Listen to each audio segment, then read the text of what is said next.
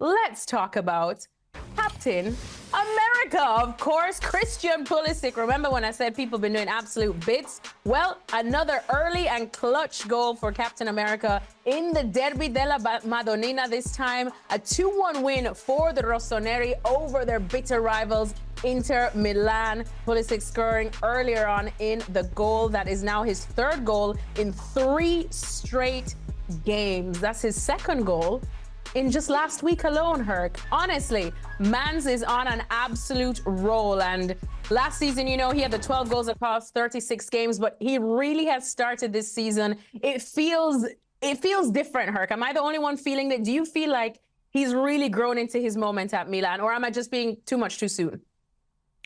This isn't recency bias. We last week presented the numbers of Christian Pulisic in the Serie A since he joined. He was atop of the list, and some big names like Lautaro Martinez, some massive names, and he was number one. Even with Rafa Leao, he was up there. And now we're seeing him score, in a week against Liverpool, and now the bitter rivals, Inter Milan, and saves Paulo Fonseca his coach's job, because that would have been 7 in a row they would have lost to Inter in a very, very horrific week, for AC Milan and Paulo Fonseca. He saves his job, and this is vintage Pulisic. No, I lied. This is the best Pulisic we've seen. I don't want to hear about lockdown Pulisic. This is a new version of Pulisic. CONCACAF's best player at the moment, Christian Pulisic. When all of a sudden, and you look at there, Inter Milan, Liverpool, Venezia, Lazio, he's on a tear. The last 8 competitive games for club and country, I repeat, 8. The U.S. men's national team and AC Milan, he's got 5 goals, 2 assists. There is no stopping Christian Pulisic. When we ask him to be a leader, he leads in his own way. And I mentioned he is the best player today in CONCACAF. You look at what was the best player in CONCACAF, and that was Alphonso Davies. And Alphonso Davies was being linked to Real Madrid. Real Madrid probably right now, counting their stars, lucky they didn't sign Alphonso Davies. Not exactly at his best level for Bayern Munich or for the Canadian men's national team. You look at other players who could have been there. Leon Bailey, who had a hell of a season last year. Can he get on the field for Aston Villa right now? No. What's going on with Jamaica? I don't know either. Santi Jimenez, who some Mexican fans were claiming was in that conversation. Now we're trying to ask the question if he's even the 9 for the Mexican national team. Jonathan David, I concede, great goal-scoring threat, continues, but certainly not at the level that Christian Pulisic is in right now. He is undoubtedly the best player that CONCACAF has today, and he's grown so much since his move to Milan. I can't think of a better version, and I agree. Lockdown Pulisic was something else, but this is ridiculous. He has taken upon himself to lift this team out of mediocrity, because that's what Milan have been at times. One of the only players that Milan can constantly count on, that the fan base can constantly count on, is Christian Pulisic. So I don't know what to say about this season. I hope he continues it, because we're seeing a player like we've never seen before in Christian Pulisic. Well, there's still a couple of other names in the CONCACAF argument that we could probably throw out just for comparison, maybe even if they're just honorable mentions. But before we do get to that, specifically about Christian, what is it that you feel is different that makes you say this is more than just a nice goal? Because he had a nice goal here and there, nice stints at Chelsea that we saw. We expected him to build on it. It didn't come. Of course, we can't control what the manager was doing at the time. And we know Chelsea's managerial situation, at least up until now, has been a bit shambolic. But what's changed now that leads you to believe that this is a new level he's entered?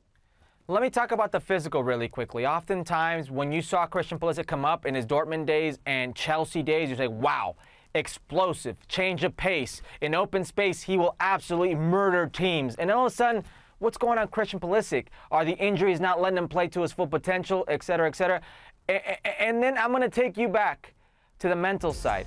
Not too long ago, we had Christian Pulisic here in Los Angeles, there in Los Angeles on this show, Futbol Americas. I went to his hotel and interviewed him, and I asked him a question about Thomas Tuchel. And I said to him, do you feel that sometimes Thomas Tuchel still sees you as that 16-year-old that he gave the first opportunity in first team football to? And he kind of looked down at the ground and was like, I hope not. That's not the Christian Pulisic we see today.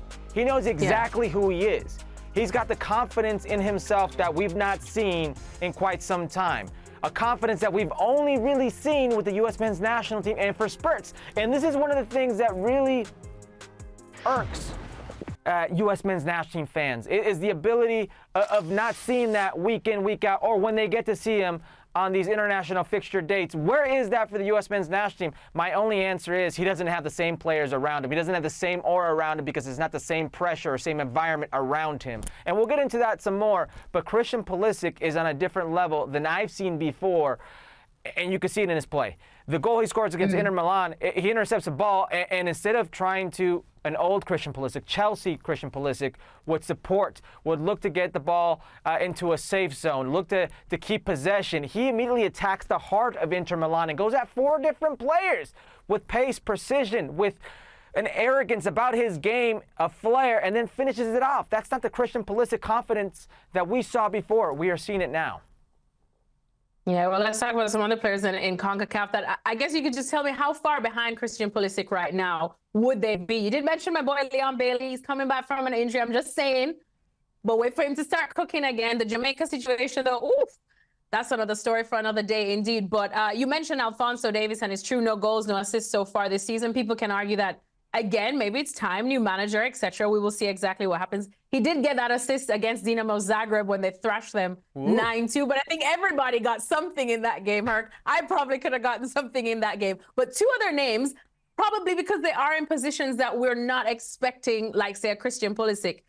Anthony Robinson, Jedi. I mean, the numbers that he consistently turns out as well is just unbelievable. Reports now currently in the UK just talking about how both Manchester United and Liverpool are heavily interested in him and his signature come January, because every time they look at the stats, it's one of those that you almost forget. And then you look at stats after a game and you're like, this boy's turning out what? How many tackles? How many everything?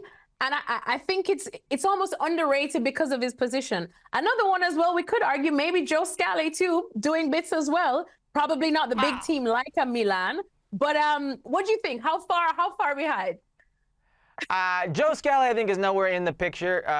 He's definitely had a very good summer with the U.S. men's national team.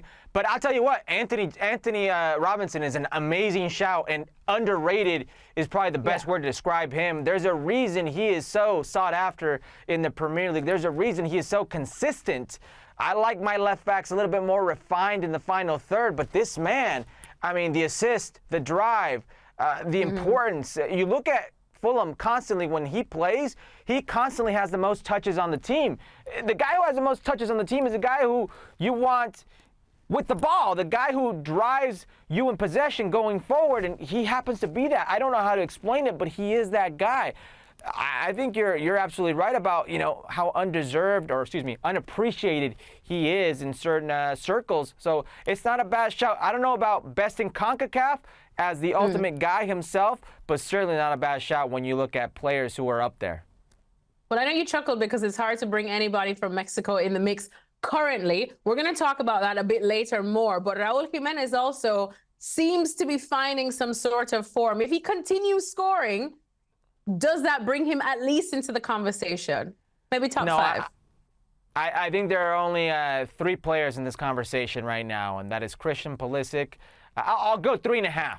Christian Pulisic, Jonathan David, Alphonso Davies, in no specific order, if you will. And I'm going to go ahead and throw, who's the other one? Oh, yeah, your boy Leon Bailey. Leon Bailey's got a huge asterisk because being best in CONCACAF isn't just being best in your club season. You've got to put it together when it comes to the national team, something he's never been able to do.